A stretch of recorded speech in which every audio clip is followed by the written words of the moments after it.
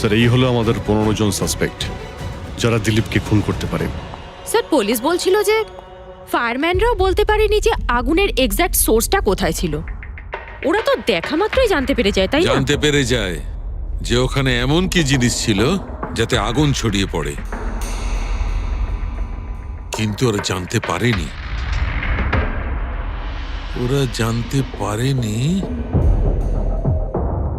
ওরা এই জন্য জানতে পারেনি কারণ ওই জিনিসটার না ছিল কোনো গন্ধ, না ছিল রং। Exactly sir. যদি এটা লিকুইড হতো না, তাহলে দিলীপ নিশ্চয়ই বুঝতে পারতো ওই চেয়ারটায় বসা মাত্রই। আর পাউডার থাকলে আমরা টেস্ট করে পেয়ে যেতাম। তার মানে এটা তো গ্যাস। তার মানে হচ্ছে এটা ছিল গ্যাস। গ্যাস? এই জন্য ওই ফায়ারম্যান জানতে পারেনি যে কিসের জন্য আগুন লেগেছিল। ইনফ্লেমেবল গ্যাস বস, যার শুধু একটা স্পার্কের দরকার হয় জ্বলে উঠবার জন্য। কিন্তু একটা কথা বুঝতে পারছি না, দিলীপ যে চেয়ারে বসেছিল সে চেয়ারে গ্যাস আসলো কোথা থেকে? চেয়ার থেকেই। কি? চেয়ার থেকে? সেটা এইভাবে বস, যে চেয়ারে দিলীপ বসেছিল তার নিচের অংশে কেউ ওই ইনফ্লেমেবল গ্যাসকে স্প্রে করেছিল। মারা যাওয়ার সময় দিলীপের সংস্পর্শে দুটো জিনিস ছিল। একটা তো এই চেয়ার যেটাতে ও বসেছিল, আর একটা ওয়াইনের গ্লাস যেটা ও হাতে ধরেছিল। আমরা এই দুটো জিনিসই চেক করেছি। তো এই চেয়ারটার থেকে আমরা ইনফ্লেমেবল গ্যাসের কিছু ট্রেসেস পেয়েছি। বস, আমাদের আশেপাশের পরিবেশে সর্বদা জ্বলনশীল পদার্থ ঘুরে বেড়ায়, যেটা কখনো কখনো স্পন্টেনিয়াসলি জ্বলে যায়। যেমন হচ্ছে মাস গ্যাস, একটা ন্যাচারাল বায়োগ্যাস, আর জ্বলনশীল গ্যাস এর মেইন কম্পোনেন্ট। তার মানে ইনফ্লেমেবল গ্যাস যে কোনো সময় হাওয়াতে এমনি এমনি জ্বলে উঠতে পারে? না ফ্রেডি, নিজে নিজে নয়।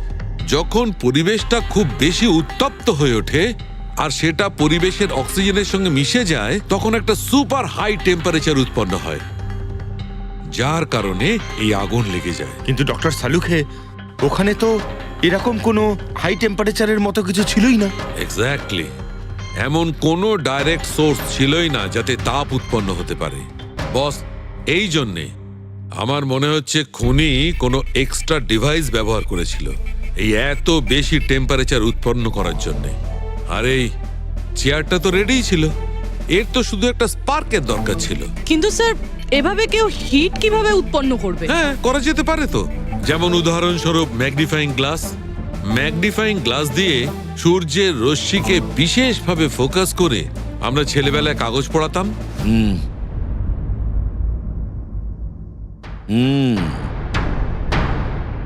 মনে হচ্ছে ওই রেস্টুরেন্টে আবার যেতে হবে, খোঁজ নিতে হবে কিসের থেকে আগুনটা লেগেছিল।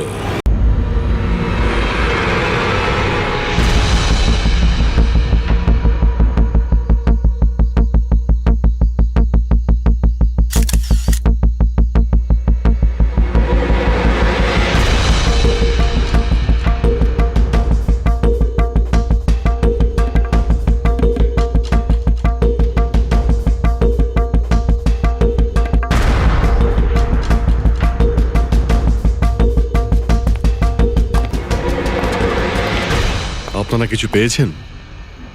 না স্যার, এমনিতেই তো জানা যায় যে কিভাবে আগুন লেগেছে, কিন্তু এখানে তো বোঝাই যাচ্ছে না যে আগুন লাগার কারণটা কি। আচ্ছা, দেখো অ্যাম্বুলেন্স কত দূর এলো। ঠিক আছে স্যার।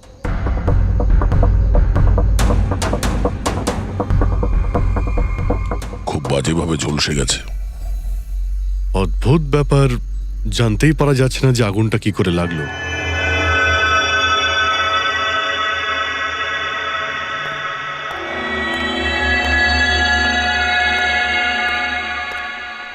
কিভাবে হলো এইসব? সবকিছু তো একদম ঠিক ছিল, জানি না আগুন কি করে লাগলো। এতজন মানুষের অভিশাপ তো লাগবেই, তাই না? এই, কি বললে তুমি? আমি জানতে পেরেছিলাম স্যার যে দিলীপ স্যার কোনো কোর্টের কেসে ফেঁসে গেছিলেন। খুব বড়সড় কেস ছিল স্যার, কিন্তু কিছুদিন আগে ছাড়াও পেয়ে গেছিলেন। অনেকে এই নিয়ে রেগেও ছিলেন। আচ্ছা, এই ঘটনার সুযোগ নিয়ে কেউ ওকে মেরে দেয়নি তো? না, কোর্টে উনি নির্দোষ প্রমাণিত হয়েছিলেন, উনি কিচ্ছু করেননি। কি কি কেস ছিল? 9 বছর আগে জামাইবাবু থিয়েটারে আগুন লেগে গিয়েছিল, যার জন্য বেশ কয়েকজন মারাও গিয়েছিল, আর সমস্ত দোষ জামাইবাবুর ঘাড়ে চাপলো। এমনি এমনি কি করে আগুন লাগতে পারে? এটা নিশ্চয়ই কারোর প্ল্যানিং। কাউকে সন্দেহ হচ্ছে আপনাদের? এটা কে করতে পারে? যে কেউ করতে পারে, অনিতাও করতে পারে। কোন অনিতা? টনির ওয়াইফ, ও এখানে এসেও ছিল।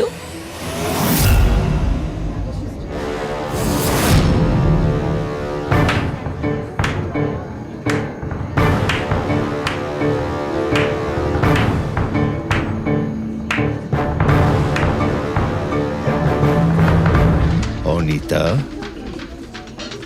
অন্য লোকের ঘর ভেঙে দিয়ে নিজের পরিবারের সঙ্গে এখানে ফুর্তি করা হচ্ছে। ভেরি গুড, ভেরি গুড, বাহ। কিন্তু একটা কথা মনে রেখো, ওই লোকগুলোর মতো তোমরাও ছটফট করে মরবে। সিকিউরিটি, এই চুপ, একদম চেঁচাবি না। বের করো একে বাইরে, বের করো। চলুন ম্যাম, বাইরে চলুন। আউট। মনে হচ্ছে তোদের কি পরিণতি হবে তা নিয়ে কোনো মাথা ব্যথা নেই। তোদের খারাপ সময় শুরু হয়ে গেছে, মনে রাখিস। তুই আমার টনির সাথে যা করেছিস না, মনে রাখিস, এরপরে তুই আর বেশি দিন বাঁচবি না, শুনেছিস? তুই এই নিয়ে যাবে কে? তুই আর বাঁচবি না, নরকে যাবি তুই। আর তাকিয়ে দেখছো কি? নিয়ে যাবে কে? তোকে নরক যন্ত্রণা ভোগ করতে হবে, ছটফট করে মরবি তুই, মনে রাখিস। আরে যা।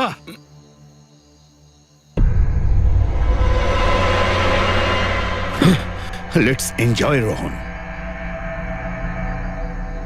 আরে ভুলে যাও।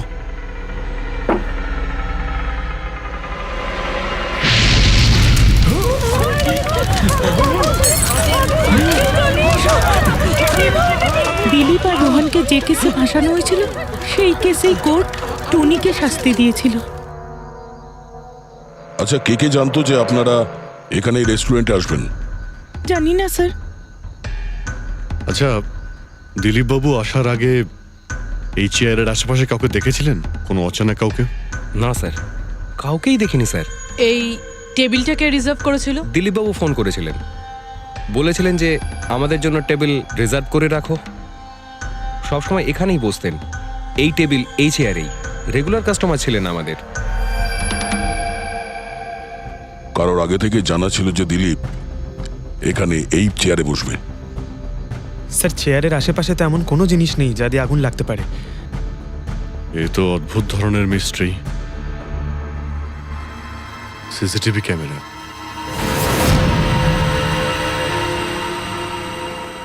এর ফুটেজ থেকে জানতে পারা যাবে কি হয়েছিল এখানে। ও মাই গড, এসব কিভাবে হলো? কে করতে পারে এসব? ওই করেছে যে দিলীপকে খুন করেছে প্রমাণ লোপাটের জন্য। আর যে কেউ কিভাবে এই মনিটর রুমে চলে এলো? তোমার সিকিউরিটি কোথায়? স্যার, এই রুমে সিকিউরিটির কোনো প্রয়োজনই হয় না। এর আগে এরকম কখনোই হয়নি স্যার। স্যার, স্যার আমার মনে হয় না সিসিটিভি ফুটেজ ডিলিট করার মতো সময়ের কাছে ছিল। ও শুধু ভাঙচুর করেছে। যদি আমরা কোনো এক্সপার্টকে ডাকি স্যার, তাহলে সে হয়তো হার্ড ডিস্ক থেকে রিকভার করতে পারবে।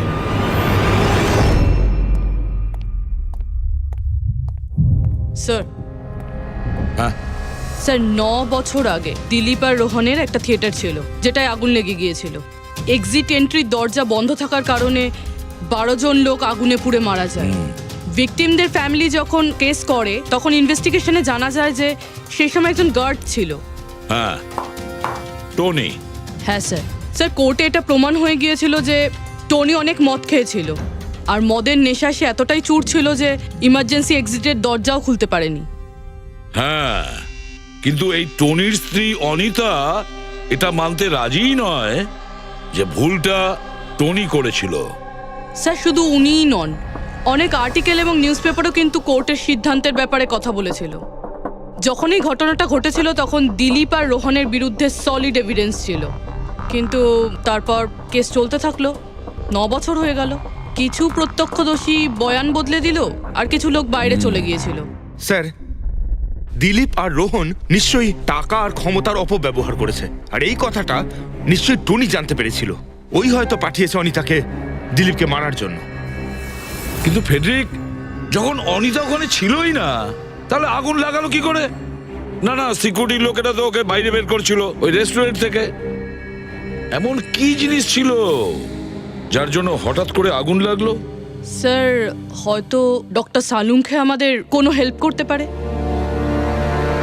না হলে অনিতা।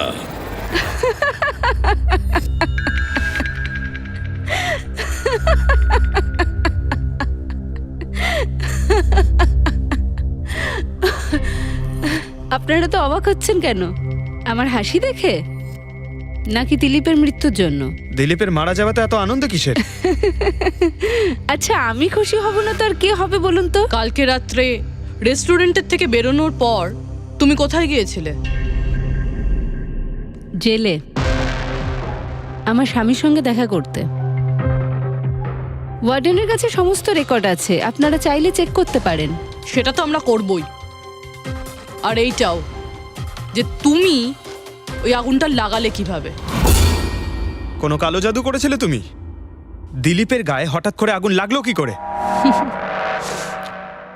কালো জাদু জানলে অবশ্যই প্রয়োগ করতাম,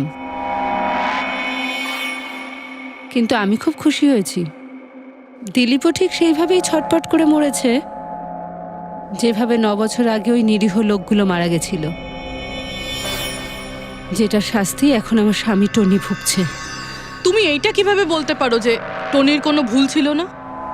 তুমি তো ওখানে ছিলেই না। আমি ওখানে ছিলাম না, কিন্তু টনি এখানে ছিল। সেদিন ওর শরীর খারাপ ছিল। ওর মালিকদের মানে রোহন আর দিলীপকে বলে তাড়াতাড়ি বাড়ি চলে আসে আগুন লাগার অনেক আগেই। ভুল ওদের দুজনের ছিল। ওরাই পুরনো দরজা ঠিক করায়নি, যার জন্য ওখানে আগুনে পুড়ে অনেক লোক মারা গেছিল। আমার স্বামীর নয়, ওদের দুজনের দোষ ছিল। তাতে তোমার নিশ্চয়ই খুব রাগ হয়েছিল, ওদেরকে মেরে ফেলারও ইচ্ছে হয়েছিল। 12 জন মারা গেছিল ওখানে। আমার থেকে অনেক বেশি রাগ ওদের পরিবারের লোকেদের হয়েছিল। কিন্তু এখন হয়তো ওরা খুব খুশি দিলীপের মৃত্যুর খবর শুনে। খুব খুশি হয়েছে। ওরা আরো বেশি আনন্দ পাবে যেদিন রোহন পুড়ে মরবে।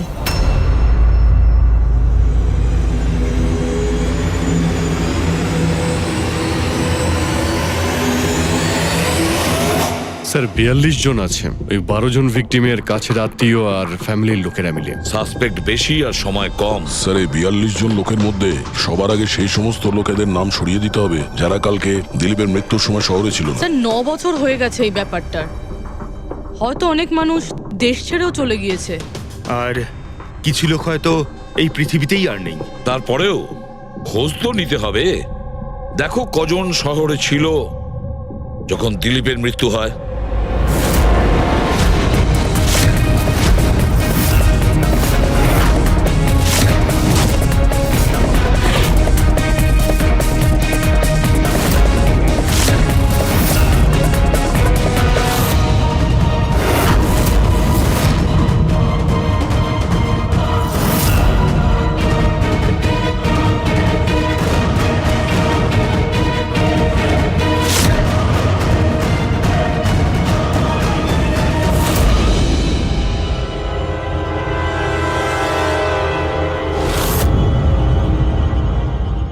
হ্যাঁ পঙ্কজ, কজন এখানে আছে?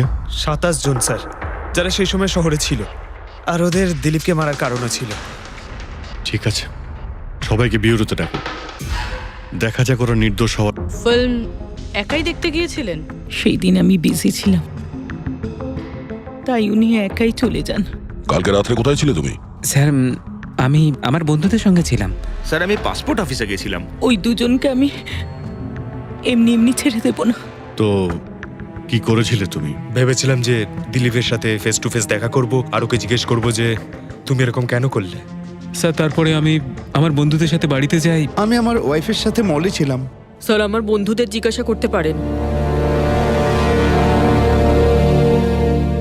স্যার যদি ওর সাথে আমার দেখা হতো তাহলে ও রেস্টুরেন্টে বেঁচে ফিরতো না। দিলীপ ওর কর্মের শাস্তি পেয়ে গেছে। আমি রেস্টুরেন্ট থেকে জানতে পারলাম যখন যে দিলীপের সাথে কি হয়েছে, তখন মনে শান্তি পেলাম স্যার। আর বাকি থাকলো রোহন, ও তার কর্মের শাস্তি নিশ্চয়ই পাবে। এবার এই 27টা নামের মধ্যে তাদের নামগুলো রেখে দাও যারা ঘুরিয়ে ফিরিয়ে উত্তর দিচ্ছিল, আর যারা নিজেদের উত্তর অনেক আগে থেকেই তৈরি করে রেখেছিল।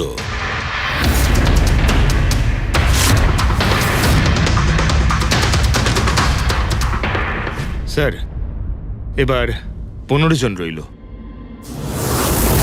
এবার এই 15 জনকে ওই দিনের ব্যাপারে জিজ্ঞাসা করতে হবে যখন 9 বছর আগে থিয়েটারে আগুন লেগেছিল। দেখা যাক কে সব থেকে বেশি রেগে যায় আর কে মুখ ঘুরিয়ে নেয়। স্যার, আমার ভাই মাধ্যমিক পাশ করেছিল।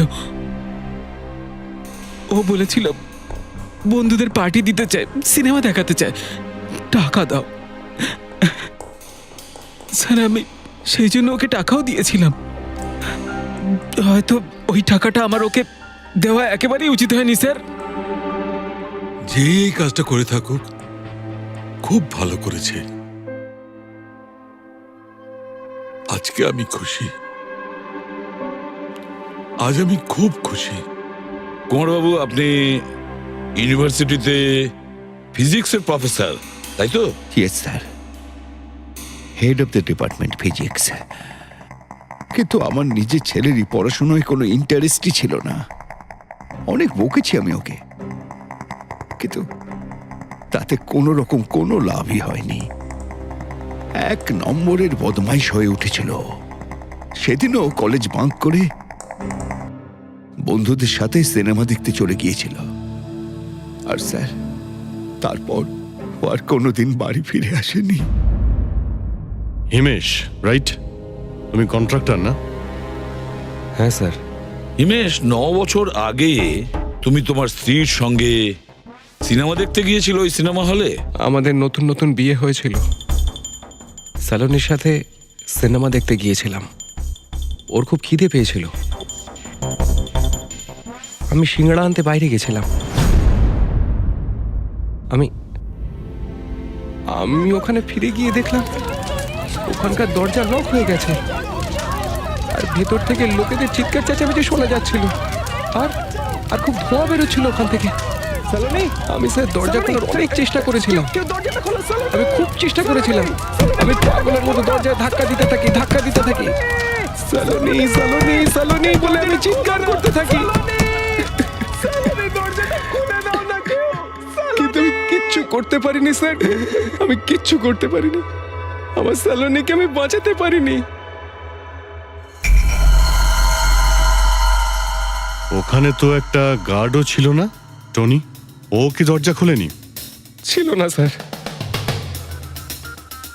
ওখানে কোনো গার্ড মানে আর কাউকে দেখেছিলে তুমি? কেউ ছিল না স্যার, কেউ ছিল না। আমি 9 বছর আগে কোর্টে যে কথা বলেছি আজও তাই বলছি।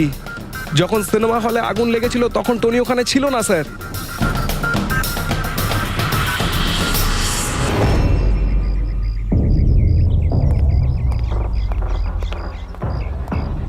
সব জায়গায় দেখে ফেলেছি স্যার, কিন্তু এমন কিচ্ছু খুঁজে পেলাম না যাতে আগুন লাগতে পারে। আর এটা ওপেন এয়ার রেস্টুরেন্ট। যখন খুনি দিলীপের চেয়ারের নিচে ওই ইনফ্লেমেবল গ্যাস স্প্রে করেছিল, কেউ তো দেখেছিল। সেটাই তো, চেয়ারে হঠাৎই আগুন লেগে যায় আর দিলীপ পুড়ে মারা যায়। কেউ কিছু দেখেনি, আর না আমরা কোনো প্রমাণ পাচ্ছি। স্যার ওই data expert CCTV footage recover করে ফেলেছে, আপনারা দেখতে পারেন স্যার। গুড। দয়া, তুমি গিয়ে দেখো, ততক্ষণ আমি এখানে দেখছি কিছু পাওয়া যায় কিনা। স্যার দিলীপ আর ওর ফ্যামিলি আসার 15 মিনিট আগের ফুটেজ এটা।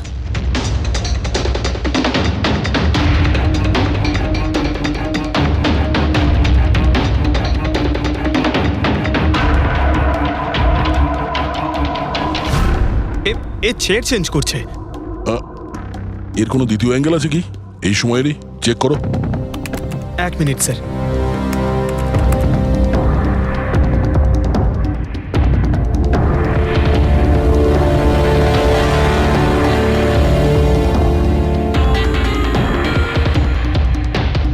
চেয়ারটার সঙ্গে কি করছে? গ্যাস স্প্রে করছে নাকি? হ্যাঁ, ও নিজের চেয়ারে গ্যাস স্প্রে করলো আর ও নিজের চেয়ারের সঙ্গে ওই চেয়ারটা বদলে দিল যেটাই দিলীপ বসতো।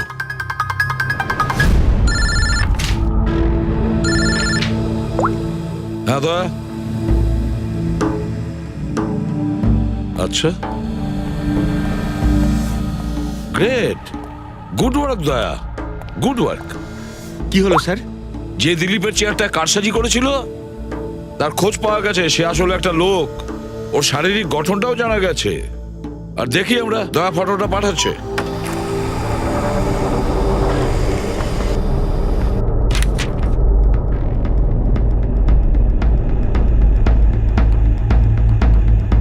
খুনি এই বাকি লোকগুলোর মধ্যেই কেউ একজন,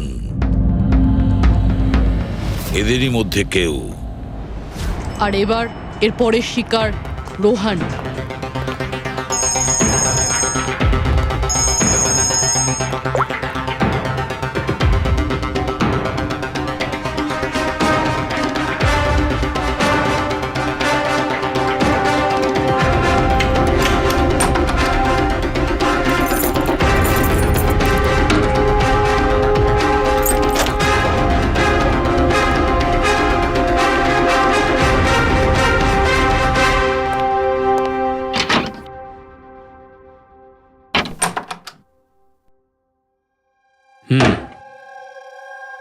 আমার মনে হয় কারোর আমার আর দিলীপের মুক্তিতে অসুবিধা হচ্ছে। আমার প্রাণের ঝুঁকি আছে এখানে। I will talk you later, bye. Sir, বলো। Everything is okay. All right, তুমি এখানেই থাকবে আর কাউকে ভেতরে ঢুকতে দেবে না। Be alert, okay? Okay sir.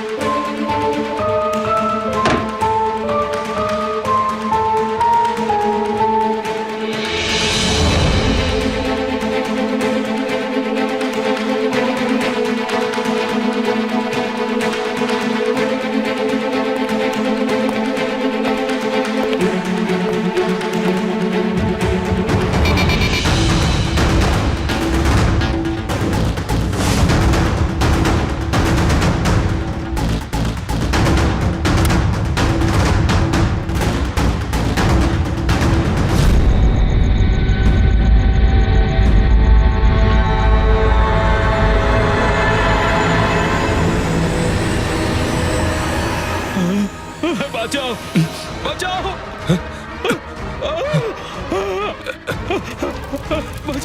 বাঁচাও, বাঁচাও, বাঁচাও ওকে, জল দাও, জল, বাঁচাও, বাঁচাও, বাঁচাও। স্যার, আসি স্যার, স্যার, স্যার এক মিনিট স্যার, স্যার বাঁচাও, স্যার বাঁচাও, জল, জল দাও, স্যার বাঁচাও, বাঁচাও।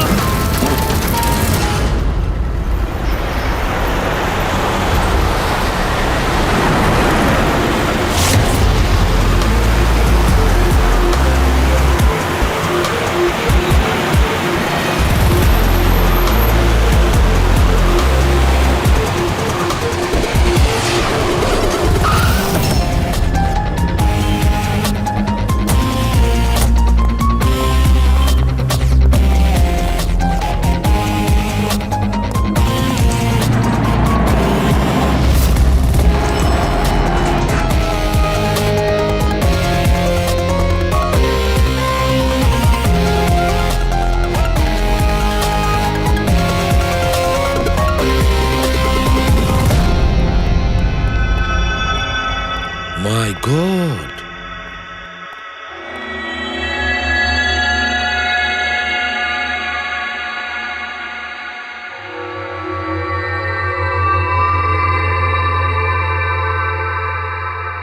কি হয়েছিল এখানে আর কিভাবে?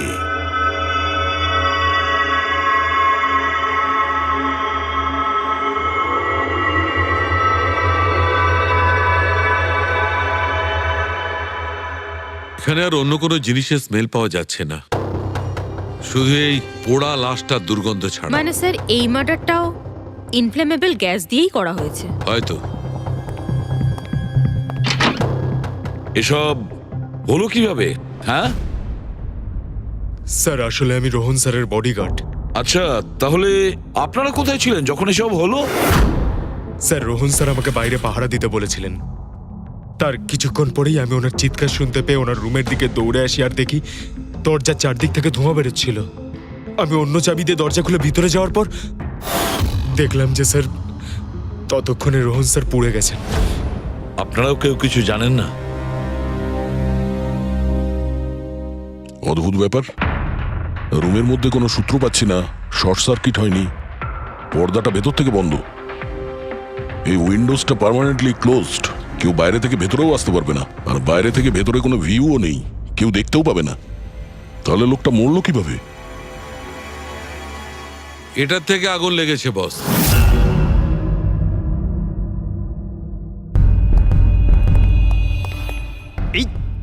এই জিনিসটা দিয়ে? এটা কি স্যার? এটা হচ্ছে ফিলামেন্ট। ফিলামেন্ট? ইলেকট্রিক বাল্বের ভেতরের ফিলামেন্ট। যখন এই ফিলামেন্টের ভেতর দিয়ে ইলেকট্রিক পাস করানো হয় তখন এটা গরম হয়ে লাল হয়ে যায়। বস, খুনিও এই টেকনিকটাই ব্যবহার করেছে ওই জ্বলনশীল গ্যাসটাকে জ্বালানোর জন্য। কিন্তু ওই রেস্টুরেন্টে যেখানে দিলীপ মারা গিয়েছিল ওখানে তো আমরা এরকম কোনো ফিলামেন্টের মতন কিছু পাইনি। বস, এত ছোট্ট একটা জিনিস, ওটা খোলা জায়গা, হয়তো কোথাও উড়ে চলে গেছে, কিন্তু এখানে তো পুরো ঘরটাই বন্ধ, তাই জন্যে খাটের তলায় এটা আমি পেয়ে গেছি। কিন্তু স্যার ফিলামেন্ট দিয়ে ইলেকট্রিক পাস করানোর জন্য ওয়্যারসের কোনো না কোনো কানেকশন তো থাকা উচিত বেড পর্যন্ত। আছে, এখানেই নিশ্চয়ই কোথাও আছে। পুরো বেড চেক করেছি আমরা, রুমটাও চেক করেছি, এরকম কিছুই তো পাইনি আমরা। দয়া, ওই দরজাটা কিসের? Manager, yes sir. ওই দরজার ওপারে কি আছে?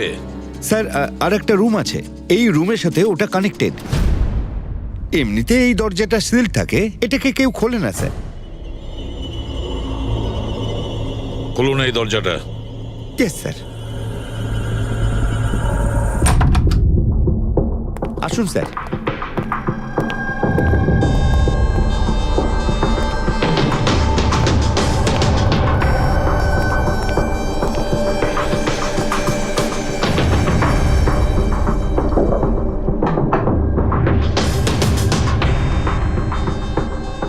আচ্ছা ম্যানেজার বাবু, কার রুম এটা? কে থাকে এই রুমটাতে? কোনো একজন গেস্ট স্যার, ডিটেলস চেক করতে হবে। দেখুন। Okay sir.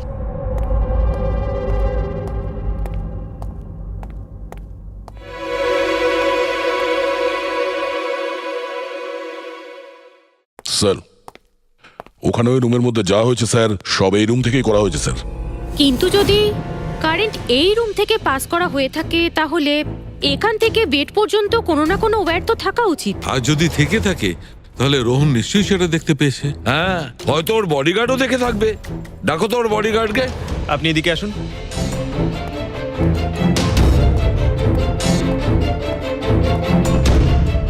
একটা কথা বলো, যখন তুমি রোহনের ঘরে এসেছিল তখন কোনো তার দেখেছিলে এখানে এই দরজা থেকে ওই রুম পর্যন্ত?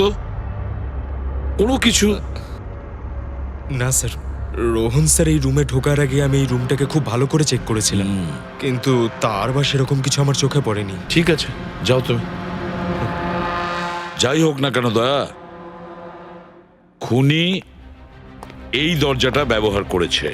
এই দরজা দিয়ে রোহনের রুমে আসে আর রোহনের বেডে ইনফ্লেমেবল গ্যাস স্প্রে করে, আর যে কোনো ভাবেই হোক ফিলামেন্টে কারেন্ট দিয়ে দেয়, তাতে ফিলামেন্ট গরম হয়ে যায় আর ইনফ্লেমেবল গ্যাসে আগুন ধরে যায়, আর তাতে রোহনের মৃত্যু হয়।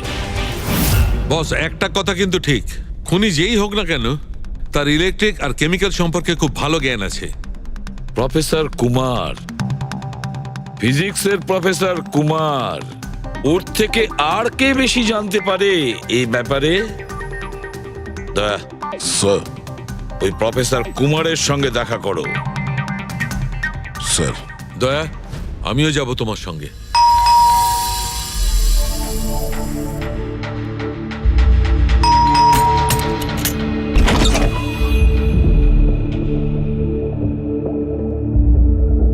প্রফেসর কুমার আছেন বাড়িতে? হ্যাঁ আছেন, কিন্তু আপনারা সিআইডি। সিআইডি? সব ঠিক আছে তো স্যার? হ্যাঁ, ওনাকে কিছু জিজ্ঞাসা করার আছে। কোথায় উনি? বাইরে বাচ্চাদের পড়াচ্ছেন, আমি ডেকে আনছি। ঠিক আছে ঠিক আছে, আমরা দেখছি।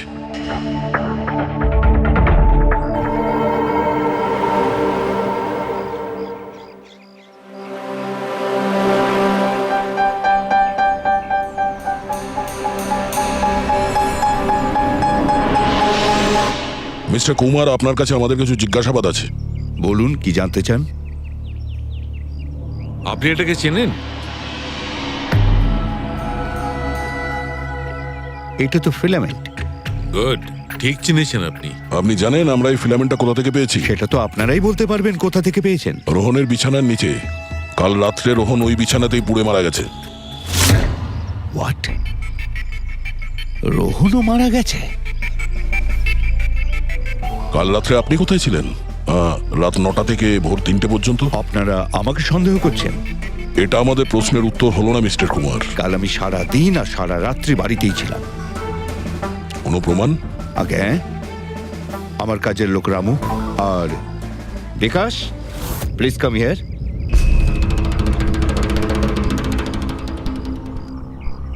Yes sir. এনাদের বললো যে কাল কোথায় ছিলাম। স্যার আমাদের সবার এক্সট্রা ক্লাস নিচ্ছিলেন এই বাড়িতেই। কটা থেকে কটা পর্যন্ত? স্যার সন্ধ্যা 6টা থেকে ভোর 5:30 পর্যন্ত। সামনেই আমাদের এক্সাম, তাই আমরাই স্যারকে রিকোয়েস্ট করেছিলাম এক্সট্রা ক্লাস করানোর জন্য। ঠিক আছে স্যার, তুমি যাও বাবা। স্যার, আমার আরো 5 জন স্টুডেন্টস আছে যারা কাল সকাল 9টা থেকে 5:30 পর্যন্ত আমার কাছে ছিল। বলেন তো ওদেরও ডাকি? ঠিক আছে, এবার আমি যেতে পারি স্টুডেন্টদের পড়াতে? Please please. Thank you.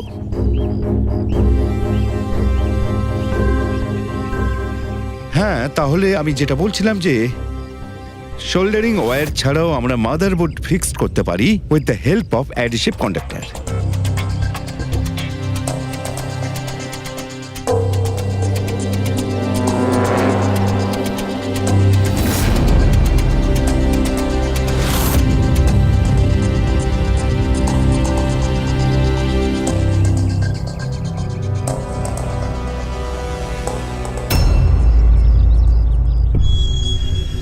My god, my god! আরে ভাই, কি ব্যাপারটা? কি? আরে ভাই, এই ভুলটা আমি কি করে করলাম? কি? গড, বুড়ো হয়ে গেছি আমি বুড়ো হয়ে গেছি। দয়া, একটা কাজ করবে, 1 ঘন্টা পরে ফরেন্সিক ল্যাবে দেখা করো। একটা জিনিস দেখাবো। 1 ঘন্টা পরে। আরে ওই, হ্যাঁ বস, একটা কাজ করো, এই সুইচটা দিয়ে ওই বাল্বগুলোকে জ্বালাও। এই সুইচ দিয়ে? এই সুইচ দিয়ে? হ্যাঁ হ্যাঁ, এই সুইচটা দিয়ে। আরে এর মধ্যে কোনো কানেকশন দেওয়া নেই, কিভাবে জ্বলবে? তুমি প্রশ্ন করো না, কখনো কখনো আমার কথাটাও মেনে নাও। কখনো কখনো। এই অন করলাম। কই স্যার, কিছুই তো হলো না। হবে হবে। আরে কি হবে? কিছুই হবে না। হবে ভাই, বিলিভ মি, হবে। 1 মিনিট। আরে ওর শরীর ঠিক আছে তো? হ্যাঁ স্যার, জানি না কি হয়েছে, প্রফেসর কুমারের সঙ্গে দেখা করে আসার পর থেকেই উনি বাল্ব নিয়ে খেলে যাচ্ছেন। একটা কথা বলো, ওই ফিঙ্গারপ্রিন্ট গুলোর খবর কি, যেগুলো তুমি হোটেলের লোকেদের কাছ থেকে নিয়েছিলে আর ওই রুমটা থেকে নিয়েছিলে? স্যার, অনেক ফিঙ্গারপ্রিন্টস পাওয়া গেছে, কিন্তু সবগুলো স্টাফ মেম্বারসদেরই, এছাড়া আর কারোর পাওয়া যায়নি। এটা কিভাবে সম্ভব? এই যে দাদা, একটু এই দিকেও দেখুন। হ্যাঁ হ্যাঁ, দেখছি। হ্যাঁ,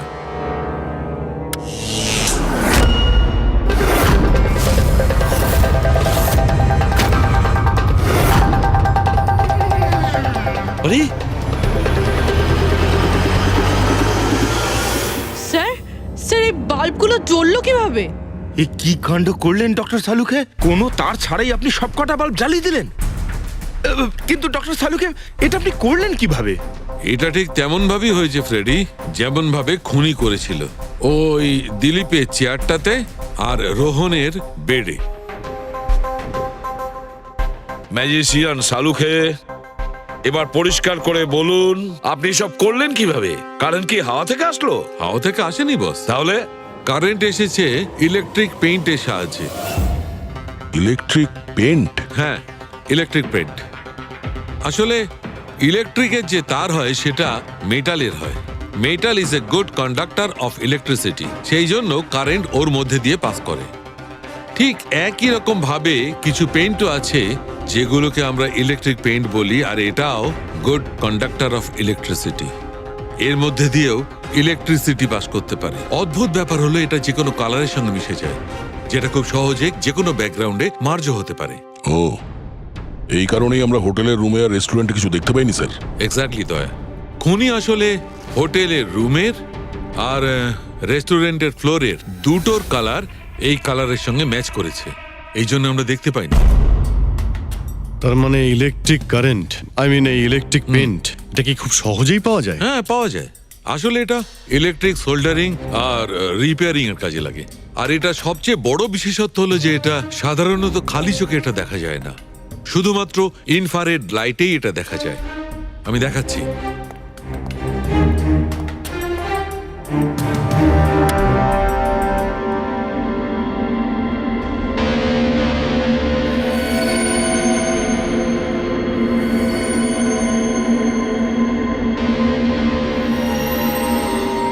দেখেছো বস? হ্যাঁ, খনিও ঠিক এইভাবেই ইলেকট্রিক পেইন্টের ব্যবহার করেছে আর এই সার্কিট তৈরি করেছে।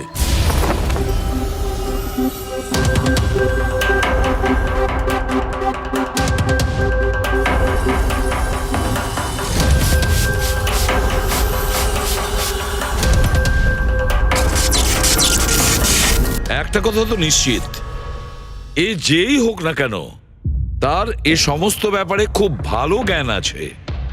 কিন্তু স্যার, এদের মধ্যে খুনি কে?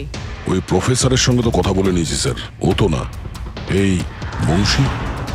এই লোকটা তো একজন ক্লার্ক, কিন্তু আমার মনে হয় না যে একজন ক্লার্কের সায়েন্সের ব্যাপারে এত জ্ঞান থাকতে পারে।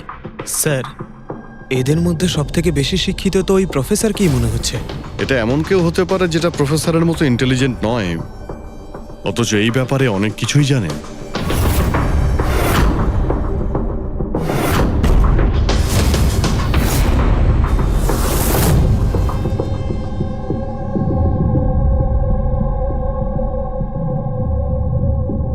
সেই লোকটা অভিজিৎ, এই লোকটাই সে। মনে পড়ছে কি বলেছিল আমাদের, যে ও কি কাজ করে?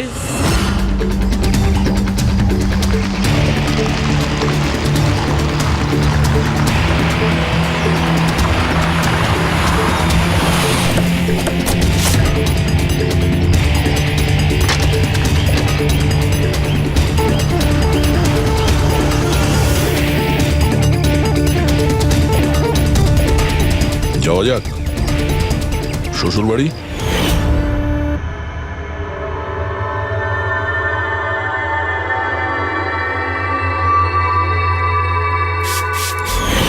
দিলীপ আর রোহনের উপর কেস হয়েছিল, কিন্তু আমি জানতাম ওরা টাকার পাওয়ারের জোরে ছাড়া পেয়ে যাবে। কিন্তু ওদের কাছে টাকা থাকলে আমার কাছে ছিল বুদ্ধি। অনেক মাস ধরে ওদের আমি ফলো করেছি, ওরা কোথায় যাচ্ছে, কি করছে, কার সাথে দেখা করছে, সবকিছু। আর শেষ পর্যন্ত ওদের দুজনকে মারার উপায় আমি পেয়েই যাই, ইলেকট্রিক পেন্ট আর সার্কিটের মাধ্যমে। এই দুটো জিনিসের বিষয়ে আমি খুব ভালো করে জানতাম। ব্যাস, দিয়ে দিলাম দুজনকে শাস্তি। দুজনকে মেরে ফেলেছি জ্যান্ত পুড়িয়ে, যেভাবে ওরা আমার সালোনিকে মেরেছিল। হিমেশ,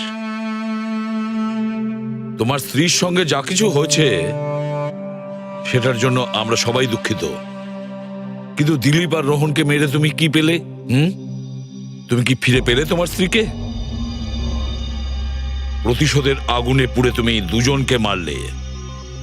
আইন তোমাকে কোনোদিন ক্ষমা করবে না, কঠোর থেকে কঠোরতম শাস্তি হবে তোমার।